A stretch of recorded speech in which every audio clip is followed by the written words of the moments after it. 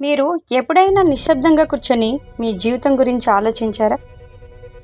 ఒక్కసారైనా నిజంగా మీతో మీరు మాట్లాడుకున్నారా? ఎందుకంటే మీరు బయట ప్రపంచంతో చాలా మాట్లాడుతున్నారు, కానీ మీతో మీరు మాట్లాడుకోవడమే మర్చిపోతున్నారు. ఈరోజు ఒక ప్రశ్న అడుగుతాను. మీ బాధలకు కారణం ఎవరు? పరిస్థితులా, ఇతరులా, లేక మీరేనా? ఎందుకంటే మీరు తెలియకుండా చేస్తున్న ఒక పెద్ద తప్పు ఉంది. అది కంపారిజన్. మీరు మీ జీవితాన్ని ఇతరుల జీవితాలతో కంపేర్ చేస్తూ ఉన్నారు. వాళ్ళు ఎక్కడున్నారో చూస్తున్నారు, మీరెక్కడున్నారో చూస్తున్నారు. అక్కడే మీ మనశ్శాంతి తగ్గిపోతుంది. మీరు సోషల్ మీడియా ఓపెన్ చేస్తే ఎవరైనా సక్సెస్, ఎవరైనా హ్యాపీనెస్, లేదా ఎవరైనా పర్ఫెక్ట్ లైఫ్ అవి చూస్తూ మిమ్మల్ని మీరే అడుగుతారు, నేను ఎందుకు ఇలా లేను అని. ఆ ఒక్క ప్రశ్నే మీ కాన్ఫిడెన్స్ని కొంచెం కొంచెంగా తగ్గిస్తుంది. కానీ మీరు ఒక నిజం వినాలి. మీరు కంపేర్ చేస్తుంది మీ రియల్ లైఫ్ని వాళ్ళ హైలైటెడ్ లైఫ్తో. వాళ్ళు తమ ఫెయిల్యూర్స్ని చూపించరు, వాళ్ళు తమ స్ట్రగుల్స్ గురించి చెప్పరు.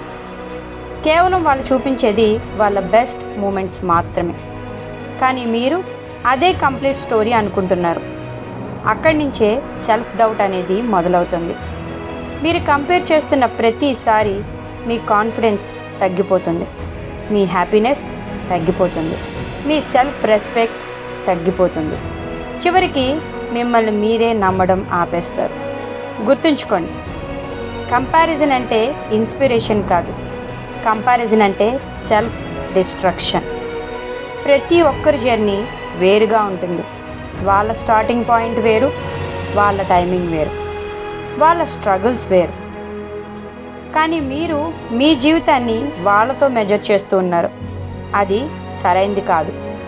నిజమేమిటంటే మీరు వెనకలేరు, మీరు మీ ట్రాక్లోనే ఉన్నారు.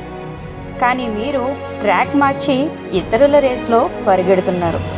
అందుకే అలసిపోతున్నారు. ఒక్కసారి ఆలోచించండి.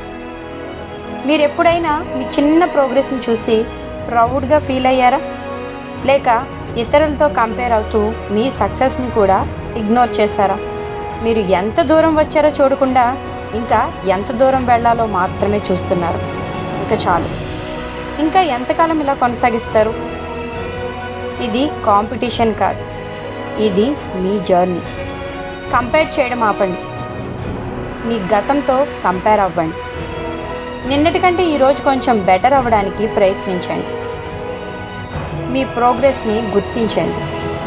మీ మీద మీరు ఫోకస్ పెట్టండి. ఒకరోజు మీరు కూడా తప్పకుండా గ్రో అవుతారు. కానీ ఆ రోజు రావాలంటే ఈరోజు మీరు సెల్ఫ్ డౌట్ తగ్గించాలి. మీరు యునిక్, మీ జర్నీ యునిక్.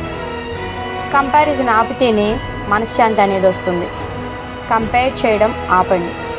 మీ జీవితాన్ని ఆస్వాదించండి.